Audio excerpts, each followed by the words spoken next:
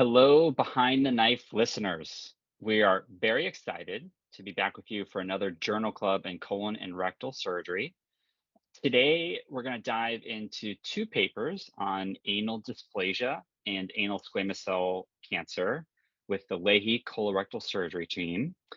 Reminder, there is, yes, another awesome colorectal group coming to us out of Louisville who have recorded 2 episodes so far on ostomies and perineal wounds flaps. And we do have another very, very special guest who is joining us today, and I'm going to introduce them shortly. So welcome again, team, Dr. Peter West Marcello, Dr. Tess Aulet. How's it going, guys? Oh, it's awesome. It's great to be back together. We're getting into the holiday season, so we just had Thanksgiving. There's a lot to be thankful for. We did tremendous in our match for our residency, and we're very excited about that. Last night, we just had our holiday party, so it was a time to get everybody together and enjoy. And as we get to Christmas coming, Santa was very nice to us. And I think I'm very proud of the number of presentations we have at the podium as posters and in video for the national meeting. So a lot to be thankful for. And I want to wish all of Behind the Knife listeners a happy and healthy holiday season. Tess? Man, I can't really follow that. That was a great update. Things are good. Things are good. Yeah. That's it. I mean, I guess I'm pregnant. I'm expecting. Yes. Yeah. So I'm doing my best. Doing my best to stay hydrated and eating fiber to avoid the hemorrhoids and fissure. Okay. Well, TMI, but thank you for that anyway. Very nice. And this is number 2. This is number 2 for Tess, we have to say. So yes, congratulations. Yes. Yeah. Thank you. All right, let's introduce our very, very special guest who's joining us. I'm honored to take a first crack at introducing Dr. Lisa Breen. So Dr. Breen completed her medical school at Brown University. She then went on and did her general surgery training at Beth Israel Deaconess. And then she completed her colon rectal surgery fellowship at, obviously, none other than Leahy Hospital Medical Center. Yep. But it wasn't called Leahy Hospital Medical Center then, right? It was Leahy Hitchcock. Were we in the green, yeah, Lisa? I think I was the one Leahy Hitchcock year. No, me too. We're both Leahy Hitchcock. Okay. All right. She then took a job at Brigham and Women's Medical Center, where she spent 20 years. And then we were lucky enough to have her rejoin the team at Leahy. And she actually served as our fellowship program director starting in 2017. So we're thrilled to have her join us today and share her expertise on the topic. Thank you for coming. Right. Well, thanks for inviting me. I was saying earlier, I think my role here is history. So Peter and I were talking earlier before the recording started about this is a very different disease back when we were fellows. But I'm looking forward to hearing all the new stuff. Well, I just want to give a shout out to Lisa because she really broke ground as one of the first colorectal surgeons to be at Brigham and Women's. Did a tremendous job there, and then also her role in education. I mean, she was a year behind me, but I've learned a lot from Lisa Breen in terms of education. She was in charge of the Harvard clerkship for the medical students, and then we were lucky to have her here and take over our residency program. And we're really excited to have her with us and to be with us tonight. Go ahead, John. All right. Well, let's dive into the heart of this discussion of anal dysplasia. And this is a very, very confusing topic for all, and admittedly, sometimes even for us colorectal surgeons. And a part of that is because the terminology, at least in regards to pathology, is actually quite variable. And the literature is a bit limited. And so there's extraordinary variability in practice patterns. And so hopefully we, by the end of today, will be able to break down some of the barriers to understanding this topic. So we have 2 great articles to review. So Tess is going to start us off with an article from Diseases in Colon and Rectum that was actually coming out of Spain, published in 2022. And then I'm going to share the results of the much anticipated ANCHOR trial that was published in the New England Journal of Medicine in 2022. So Tess, why don't you take it away, and we'll go to the next slide. Again, a reminder for those of you who are watching on YouTube, you can follow along with us. Thanks, John. So this study aimed to determine the incidence of anal squamous cell cancer and the efficacy of a screening program. It took place in an HIV clinic in Spain from 2004 to 2017, and their primary outcome was the incidence of anal squamous cell cancer, ultimately finding that participation in a screening program reduced the incidence of anal squamous cell cancer. Before I dive in too deep, I just wanted to clear up some of the terminology that you alluded to, which I think reviewing the literature can be very confusing because the terminology can be so variable, and why discussing this topic can be challenging. If you're following again on YouTube, check out this slide. I think this schematic is helpful in terms of understanding dysplasia and progression to anal cancer. Additionally, anal cancer is mainly caused by the HPV virus type 16 and 18. This virus changes the cells and again can cause both L-cell and H-cell. This terminology has been confusing because previously it was termed AIN 1, 2, and 3. And so there can be a lot of variability when you're looking at studies or reviewing pathology or outside providers' notes in terms of the pathology. Now we are recommending that everything get lumped into two categories, low grade or high grade, this L cell or H cell. So we're going to try to be consistent tonight in using those terms. So HIV. I'll just jump in. Sorry, I'll just jump in one second, Tess. I mean, sometimes I remember a professor or a surgeon who taught us in residency would be very, very, very, very particular about the words we used. And I think as a trainee, sometimes found that maybe a little annoying. But I do think when you're talking the talk, it is important actually to really be able to speak the correct lingo. So it might seem like maybe a silly thing out there, but it actually is quite important. Sorry, I just wanted to emphasize that. Absolutely, completely agree. So HIV, as many of us know, is associated with increased risk of anal squamous cell cancer. The study that they performed in Spain was conducted in an infectious disease clinic in Spain, where patients living with HIV were routinely followed. So this is an existing population.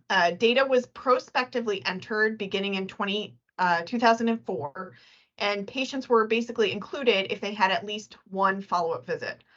Beginning in 2010, they instituted a specialized screening program treating anal neoplasia.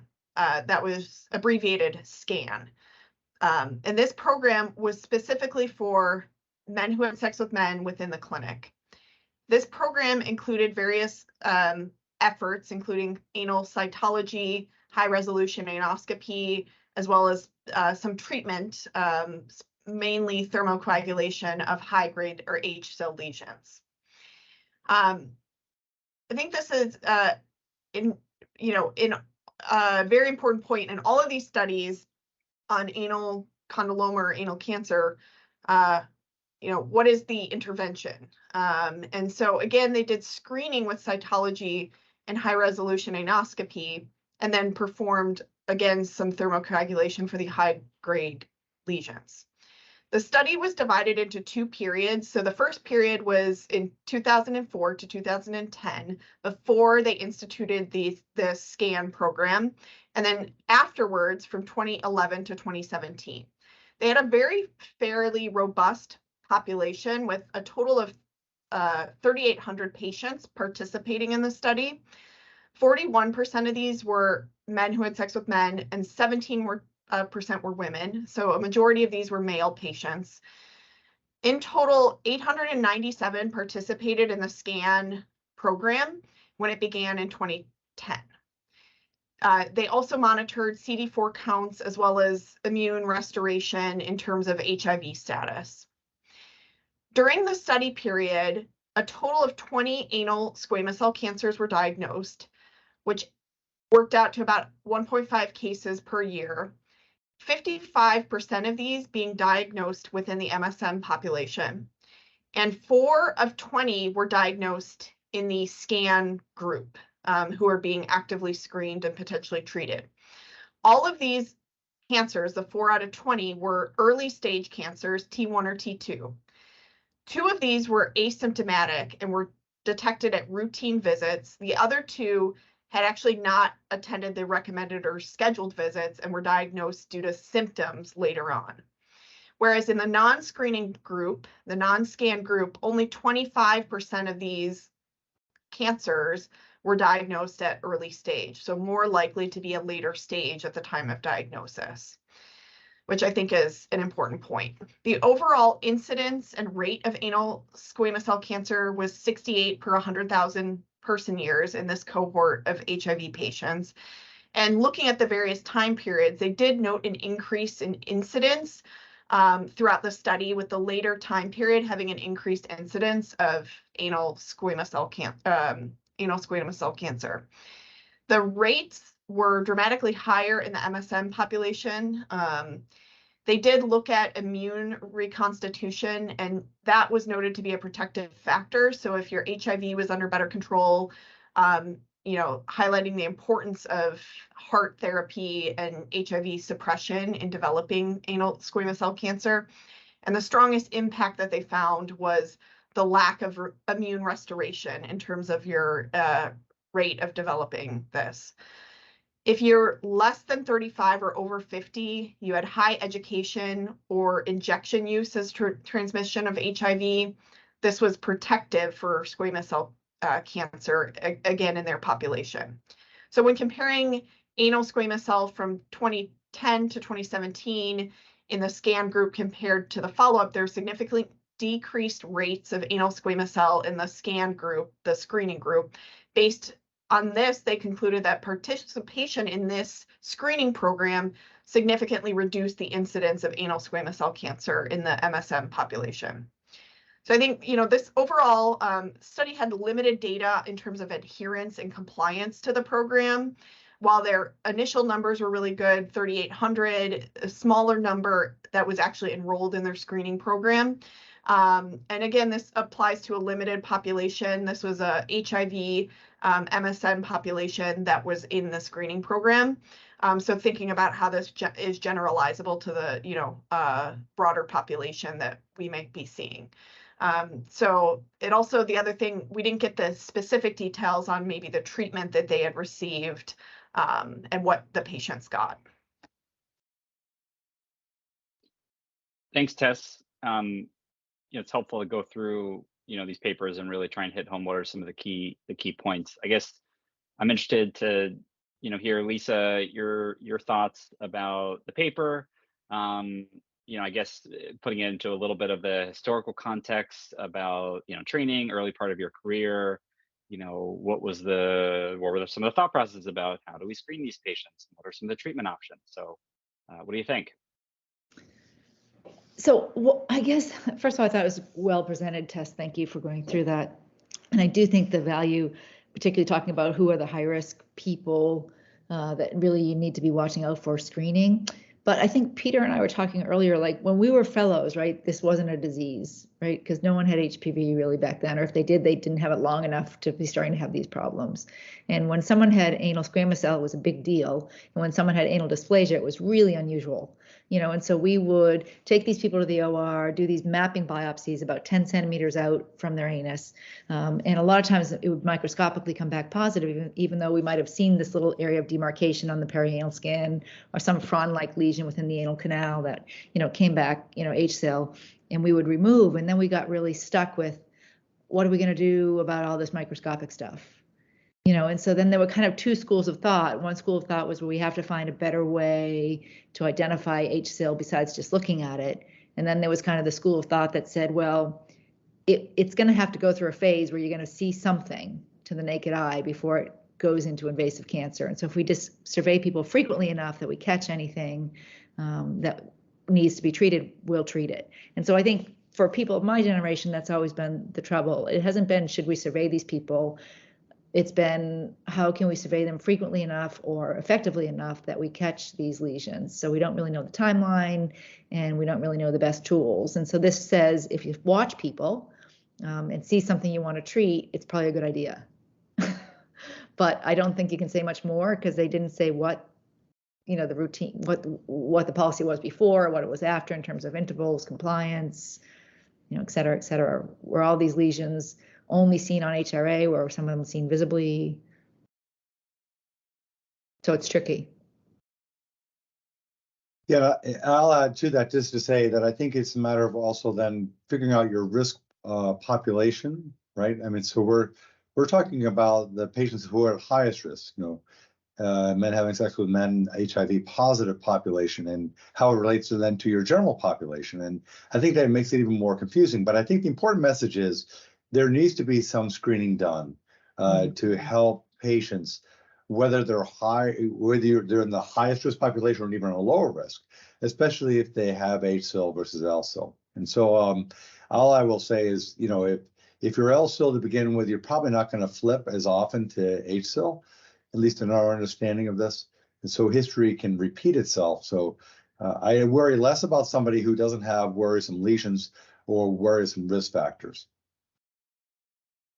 Although it is really interesting because there are a lot of patients that I've seen in the transplant population, right? And so they're immunocompromised because they're transplant and they had cervical or vulvar dysplasia, then it was perianal, and then it went into the anal canal. And so it kind of spreading that way. So I feel almost like when I do think the high risk populations that they've identified in Tess's paper are super important to pay attention to. But I think if anybody shows up with HSIL, I can't seem to stop wanting to survey them. Yeah, agreed. Agree. All right, let's launch into the ANCHOR trial. So this was also known as the treatment of anal high-grade squamous intraepithelial lesions to prevent anal cancer. And so we actually had the benefit and luxury and full disclosure to do a journal club within our Leahy program last week. And so we actually reviewed this article as well as the other article. And so, one of the interesting points I'll just bring up is like all along, there's always been this question of like, what do we do with HPV and HSIL? And the thought process was, well, let's just wait for ANCHOR. Let's just wait for ANCHOR, and then we'll know about all the answers. So let's talk about the article and see if we have all the answers. So the background or the impetus for the study. So we believe that anal cancer is preceded by HSIL, but data was really lacking from prospective studies about the treatment of HSIL and whether or not that can actually prevent anal cancer. So this was a phase 3 multi-institutional randomized study that investigated whether treatment for HSIL is effective and safe in reducing the risk of progression to anal cancer among persons living with HIV compared with active monitoring of HSIL without treatment. The study was conducted at 25 US sites. And one of the things I learned is that one of our partners, Dr. Kunin, was at BMC when they were enrolling and was actually a part of helping enroll and take care of some of these patients. So patients with HIV who were 35 years or older with biopsy-proven HSIL were randomly assigned to either active monitoring or treatment of the HSIL. Okay, and so treatment, at least the way that they defined it in this study, is that it could be office-based ablative procedures, ablation or excision under anesthesia, or the use of topical fluorouracil or imiquimod. So again, with any of these studies, it's important to be clear what's the intervention. So intervention in this study was ablation or excision of or topical fluorouracil or imiquimod of HSIL. So the primary outcome was progression to anal cancer, and all participants underwent HRA every 6 months. So they had about 4,400 patients who underwent randomization. The median follow-up was about 25 months. There were 9 cases of anal cancer in the treatment group and 21 in the active surveillance group. And the rate of progression to anal cancer was lower in the treatment group by about 57%. So Kaplan-Meier curves did demonstrate a decreased rate of progression to anal cancer in the treatment group.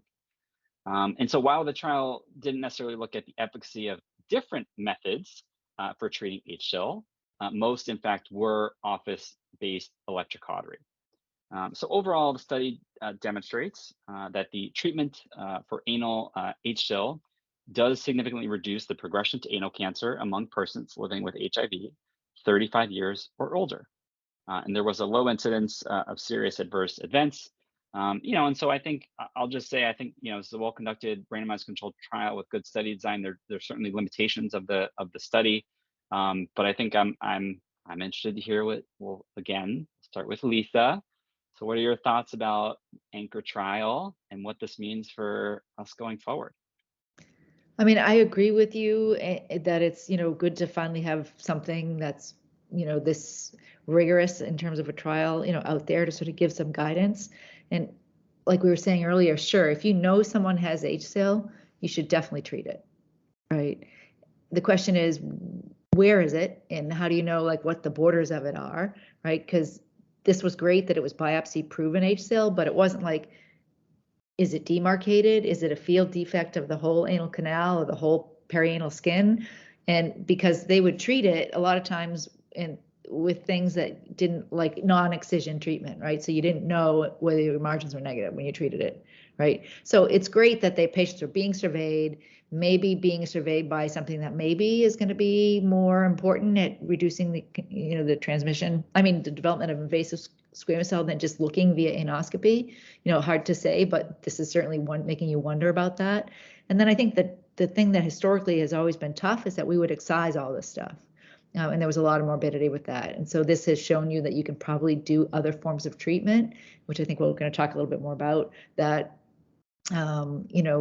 could be very effective and don't really harm the patients in terms of their continence or a lot of problems with pain and other things like that. So I think it's all very positive and moving people towards paying attention to these patients and trying to figure out who's got HSIL and where is it, and is it a visible lesion or is it a field defect, and then what are your treatment options? Yeah, and for me, I'll just carry forward just the historical perspective.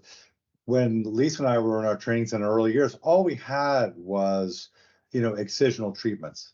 We didn't think that just ablating, thermal ablation would be adequate for these lesions. So the problem was the morbidity. Like, you would excise and then they would get a stricture, and now you're dilating the anus. Seen again also with vulvar lesions in a similar fashion, that our only thought was, well, we better remove the tissue rather than try to treat the tissue. So I think sometimes, less is more, and that I think our movement now is away from less major excisions and more about other options. And so I think less is more. It can be helpful. Yeah, I think, this Anchor trial gives us really good data to say that treating HSIL decreases the rate of anal cancer, specifically also in these high-risk populations. It seems like we're all on the same page about that. If you have HSIL, we have to treat it, right? And this supports that. And is a good study, prospectively well-designed, big study that helps to kind of solidify that thinking. I guess Lisa, you kind of alluded to this, but what did they use? What treatment options? I think the question that I have is, how are these people being surveyed? Do we have to do high resolution anoscopy for everybody, or is office-based anoscopy, digital exam, okay? And so I'd kind of open that up to the group to say, what are you guys doing now, and what should we be doing as a society? Because I know that there's still a lot of debate about how these people should be surveyed. So I think that's a great question, Tess. I mean, I think, again, we used to call this the East Coast, West Coast debate, because everybody on the West Coast wanted to do HRA and everyone on the East Coast wanted to do anoscopy. And so I'm still not sure that these studies are granular enough to sort of say whether HRA is necessary to find the HSIL or not. It certainly doesn't seem like it hurts, particularly even if you're kind of not really sure where the margins of your HSIL are. The treatments aren't all that morbid. So it's okay to maybe over-treat some areas, or maybe under-treat and then catch them the next go round, kind of thing. But I don't think a digital exam is probably adequate, because most of this stuff is soft, and by the time it's firm, it's probably already progressed. But I do think, at the very least, a good anoscopy and probably a lot of people are going to be comfortable with HRA once people get past what I think is a pretty tough learning curve for that. Yeah, and I think part of it is, the risk, the patient with risk. If you got a discrete lesion, one discrete lesion you've removed and you haven't seen anything else, I'm not sure that person then, maybe they get HRA for a little bit and then they fall back out if nothing else is showing. And, like, again, history repeats itself. If you get somebody with multifocal HSIL, then that person, and you keep finding it, then that person is going to keep getting high resolution anoscopy. So part of matching a bit of the what you're going to do to what you're concerned about for the patient.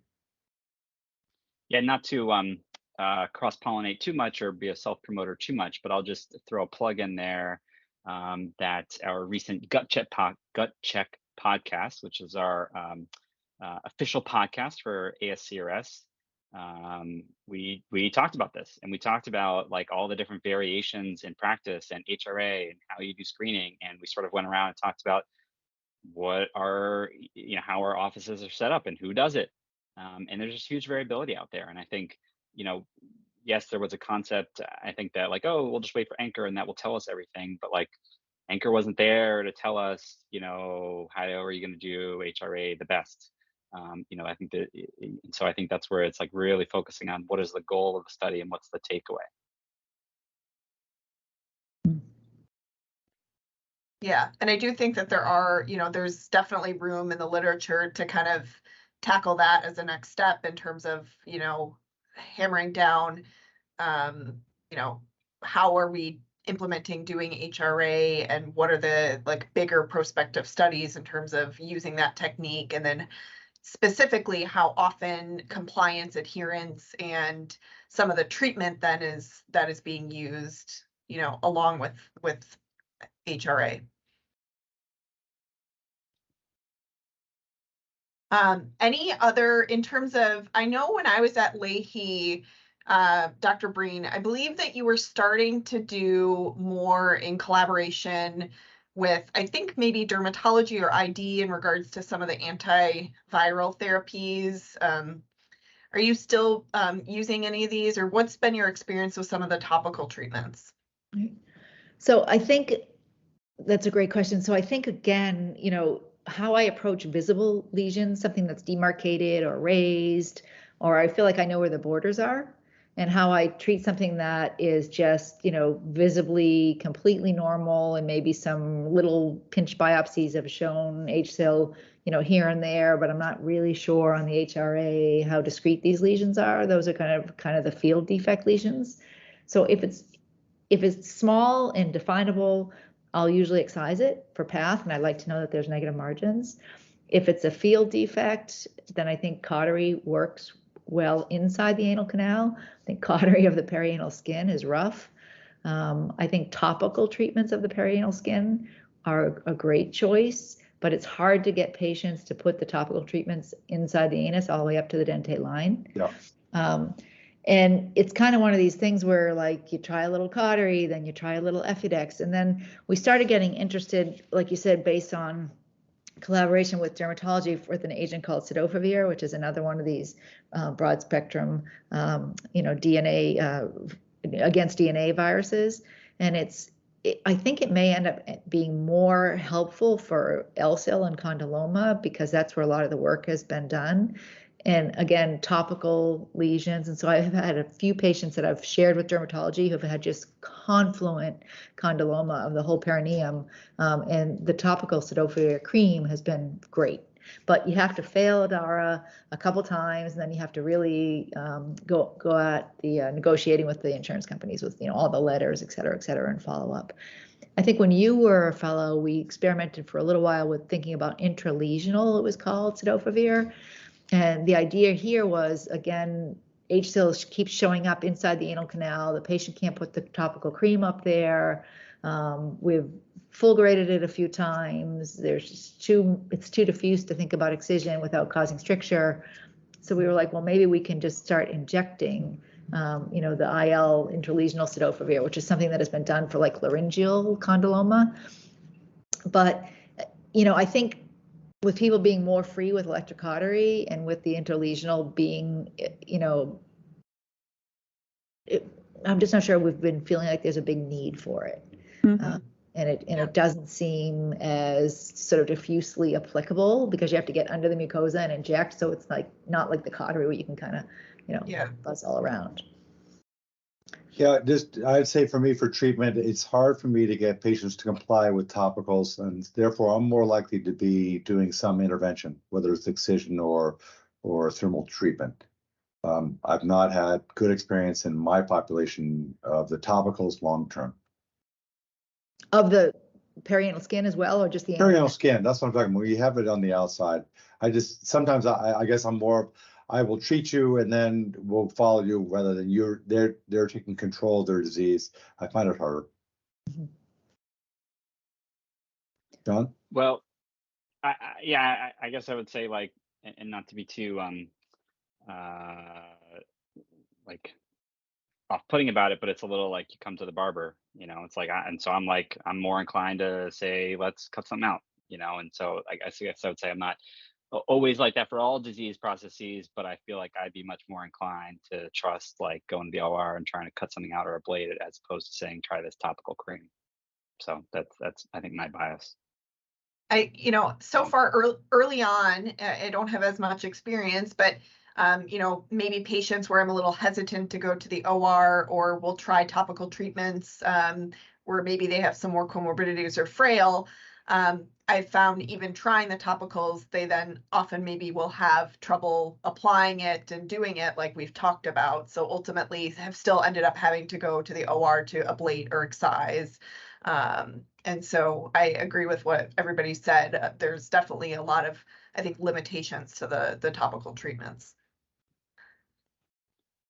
Well, I'll just say, I think this is a great discussion. I think our listeners will agree. Don't you guys agree? Absolutely. Yes. Well, thanks for joining us, Dr. Breen. So let's get to some of our takeaways. So Tess, why don't you kick us off?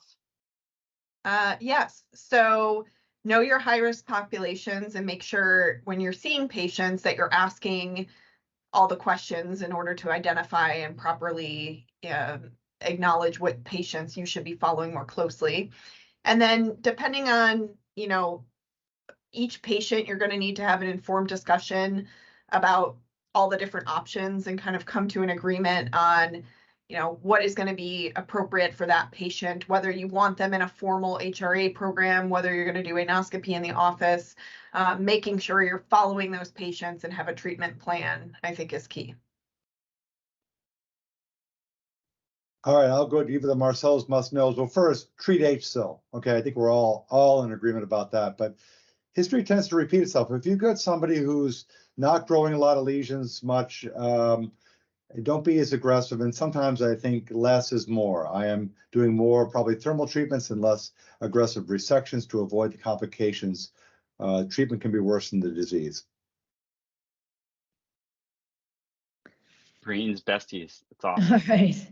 And I think I'm saying the same thing everyone else is saying here, which is treat any reliably identifiable HSIL that you know of in any patient. And it can still be a little tricky. What is reliably identifiable HSIL? Like Tess was saying, plain anoscopy, high resolution anoscopy, how are we really going to find this stuff? And then there are much less morbid treatment options available nowadays than just pure excision. And so I think that gives us a little latitude to be a little more aggressive in treatment. John? All right, Abelson's approach. So, I think it's jury's still out a little bit about how what's the exact best way to do surveillance and treat. And so I would just say, like, don't throw up your hands and not do anything. I would just say pick something that you feel comfortable with and follow your patients and watch closely. I think even that, hopefully, if there is going to be a cancer, you'll find it early. All right, so with that, we're going to wrap up our 8th episode. And again, if you like diving into the weeds, you consider joining us Sunday evenings for our colorectal surgery virtual education series. You can also check out some of our show notes for some details. And so we do hope we continue to have the privilege of creating awesome content for you in the future. In May, we're going to present an interesting case about peristomal hernias, talk about a couple interesting approaches. And I will say, if you enjoyed the session, do take a minute or two out of your day to leave us a review. And so, as Behind the Knife says, team, until the next time, Dominate the day. And happy holidays from Leahy to the Behind the Knife listeners. Happy holidays, everybody.